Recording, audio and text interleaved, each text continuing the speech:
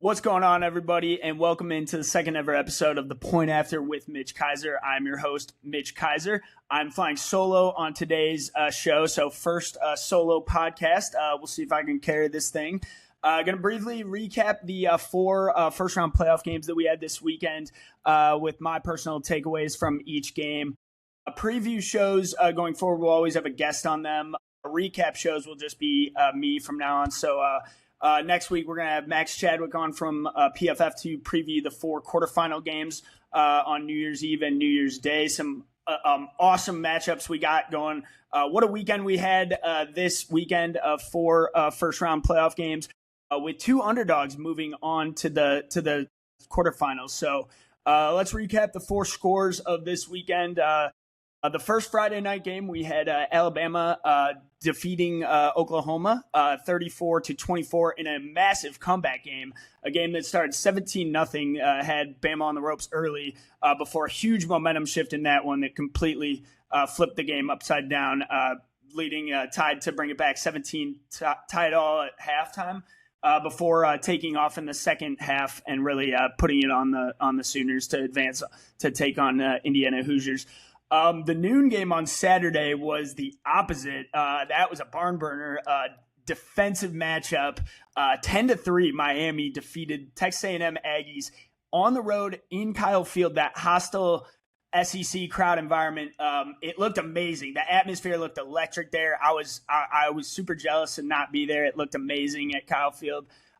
Just an absolutely gorgeous day down there, and what a game! I mean, as far as 10-3 games go, I don't think you could have a more exciting 10-3 game that ended the way it did, and with Miami moving on to face Ohio State now.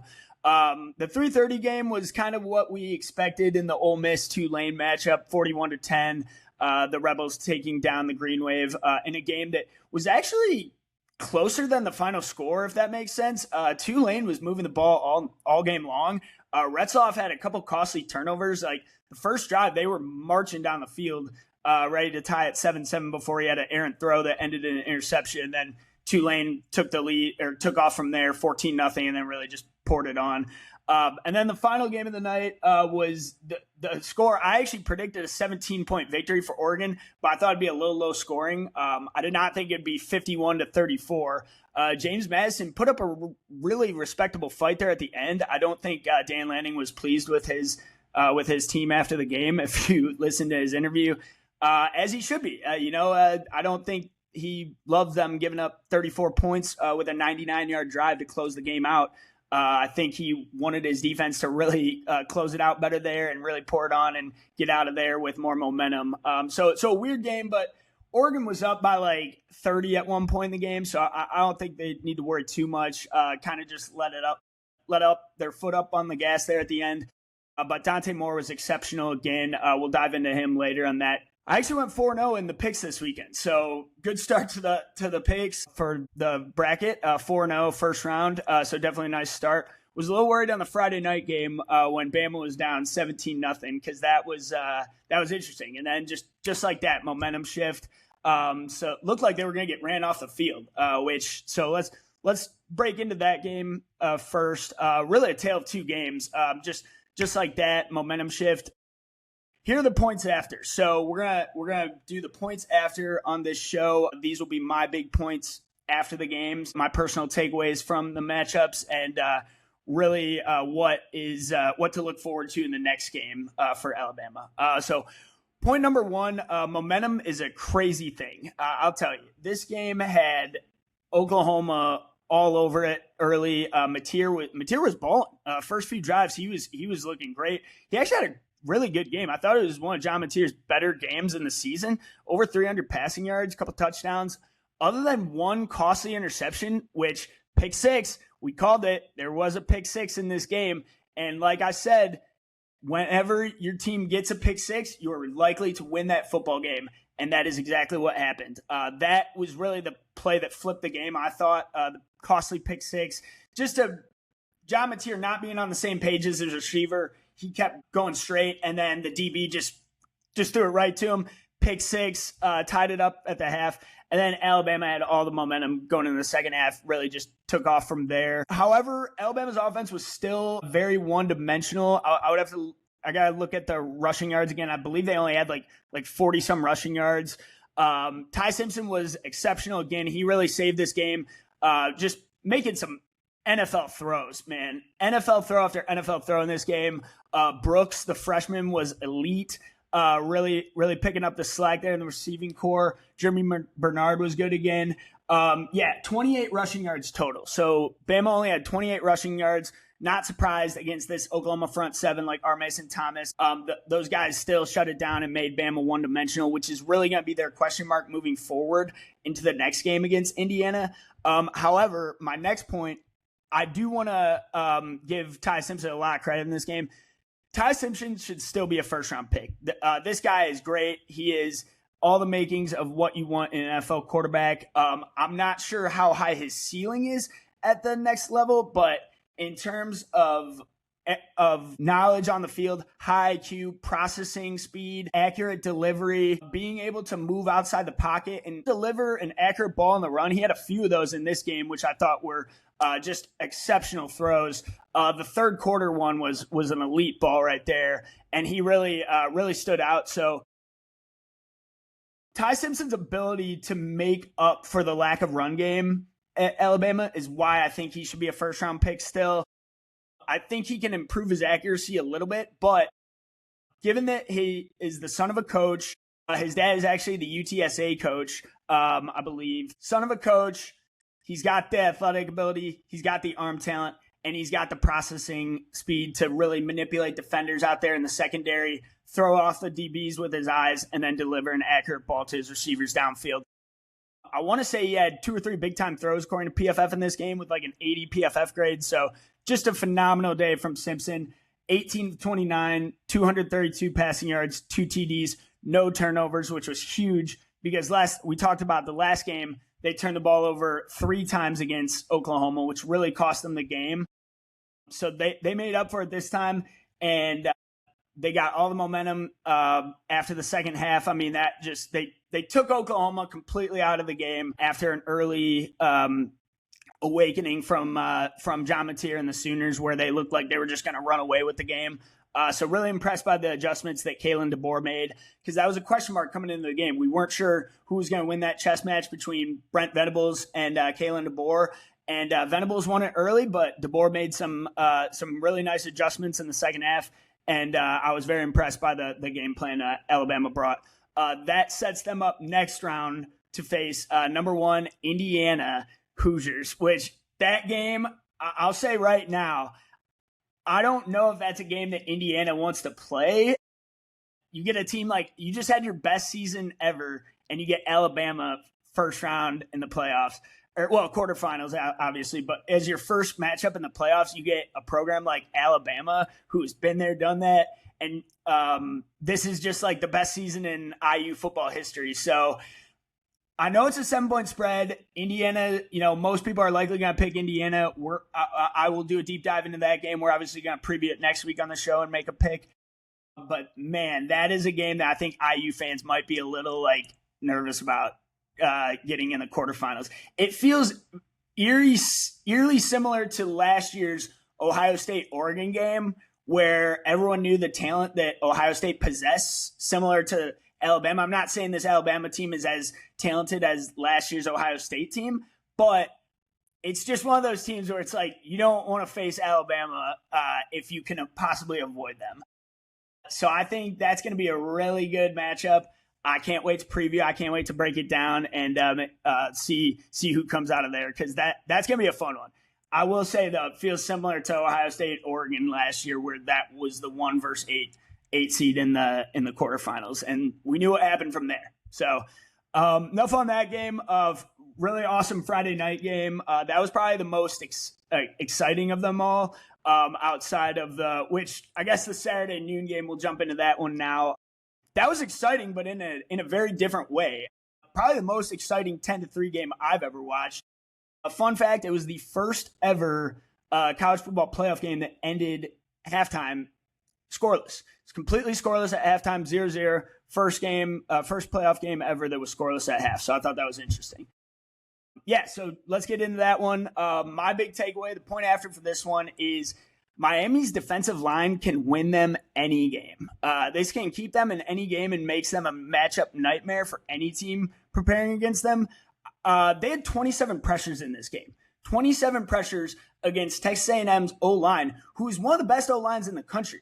They have NFL offensive linemen, NFL talent on that line, and Miami just exposed them. 27 pressures. Akeem Mesidor had 11 by himself. Ruben Bain had 7. Potential top 3 pick Ruben Bain. 3 sacks. 3 sacks in this game. 75.8 PFF grade.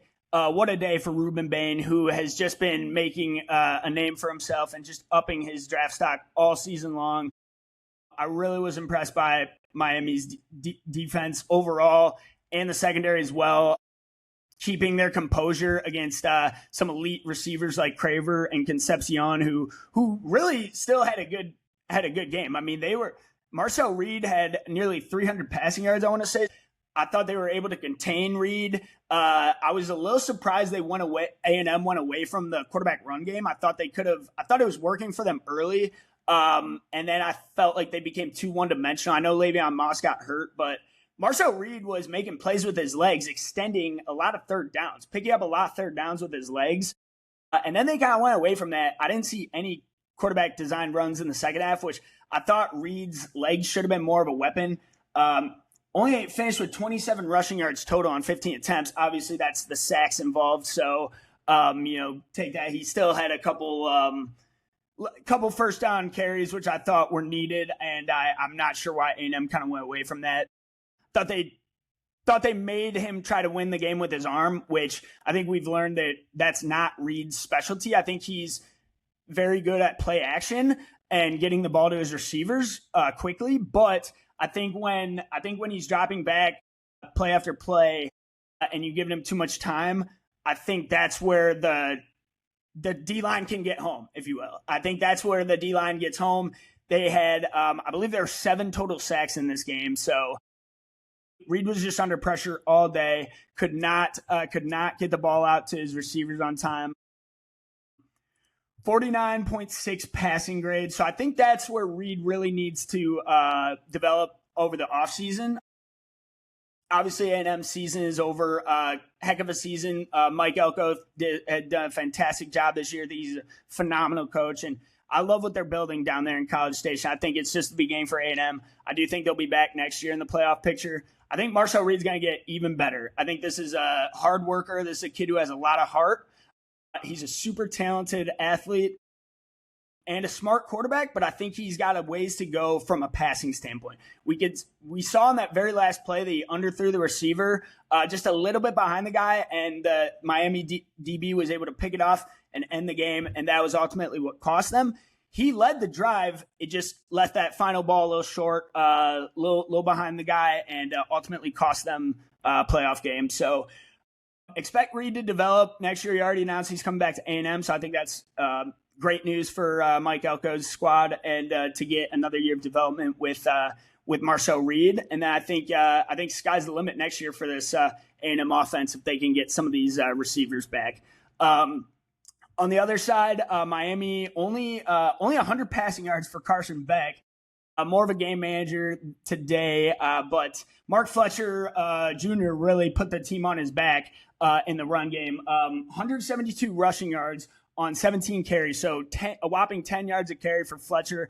On that final drive of the game, I had like a 50-yarder that really broke it open and got Miami into field goal range, and then ultimately got them into the red zone for that Malachi Toney touchdown, which counts as a touchdown catch. Kind of funny. So Beck did a pop pass to him, and obviously Toney ran it in. So that counts as a receiving touchdown. So like we said, Toney is just an absolute exceptional elite weapon for Carson Beck and this Miami squad to use.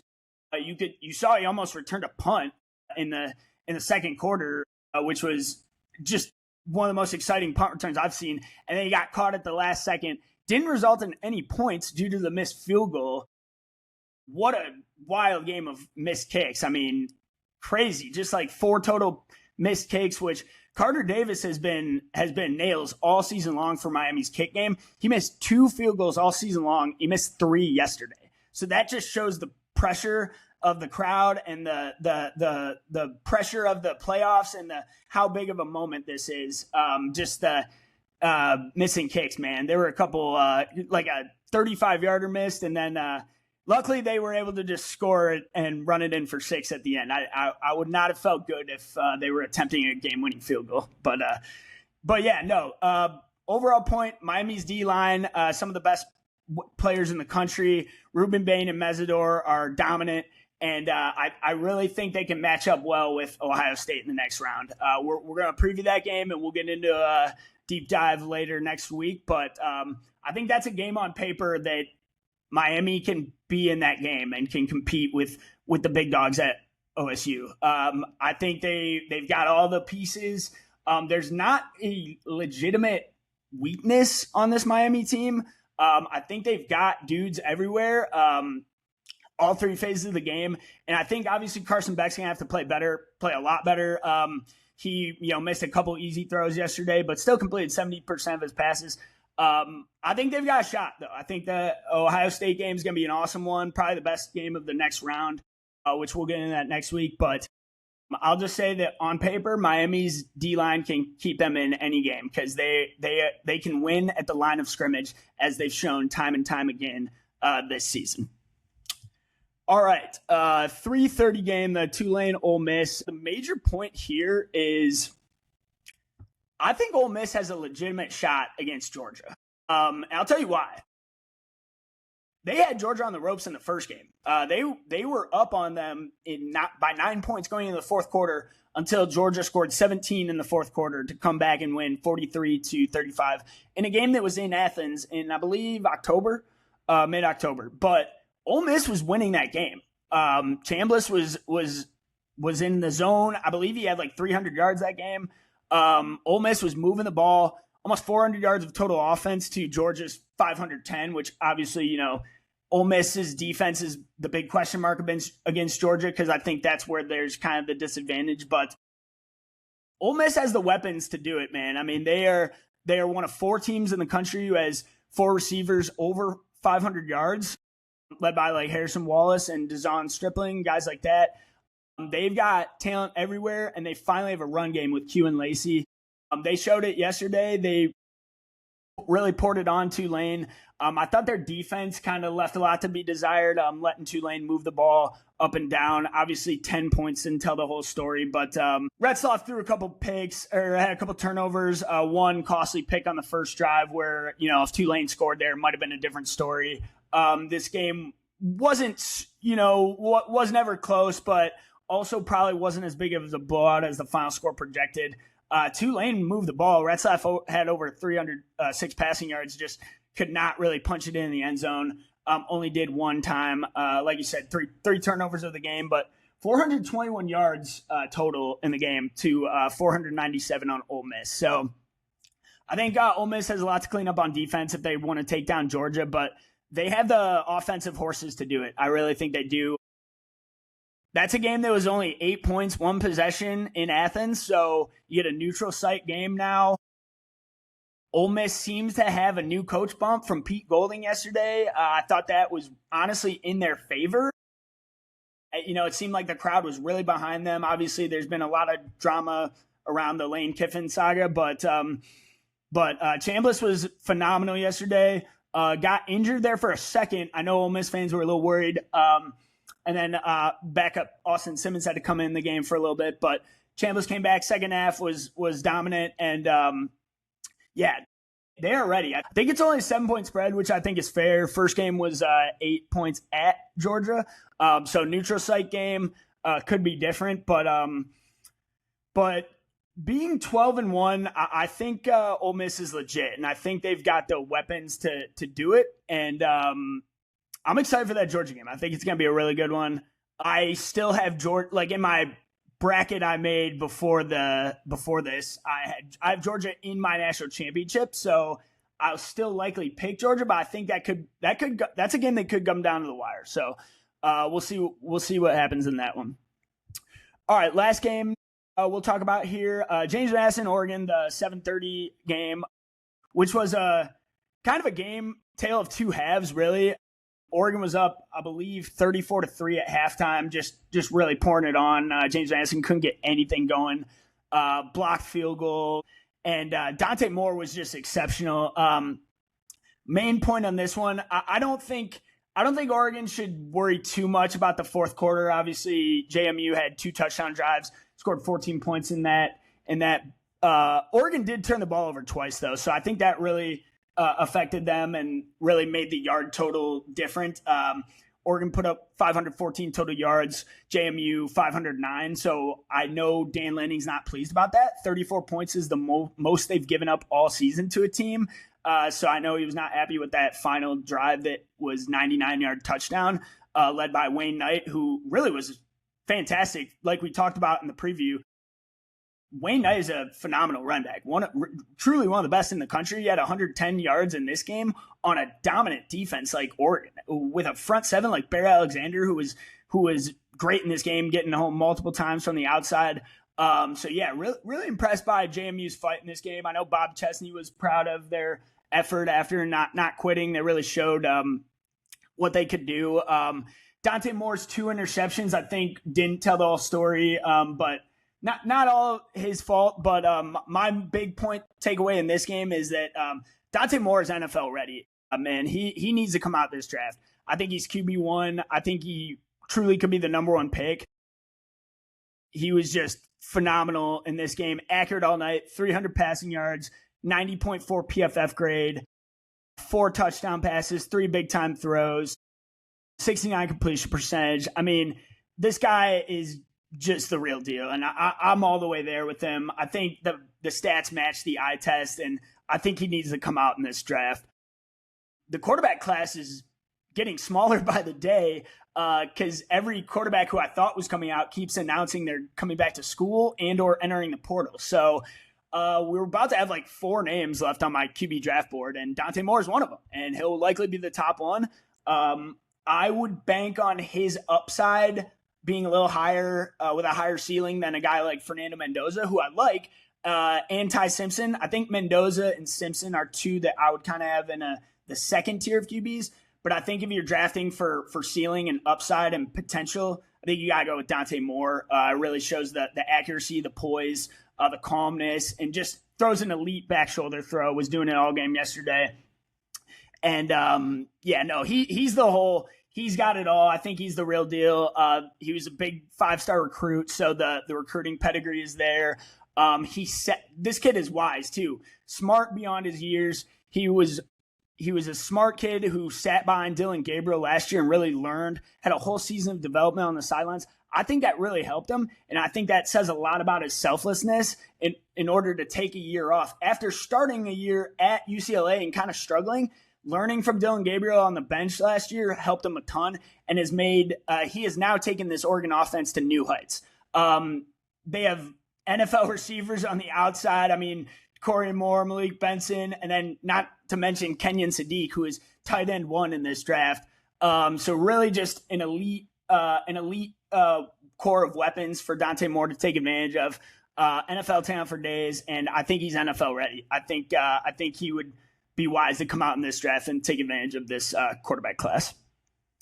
Last point I want to make today, and this is probably a conversation for another day in college football, but unfortunately we're probably getting there to where there might need to be a separation from Power 4 tournament and Group of 6 tournament.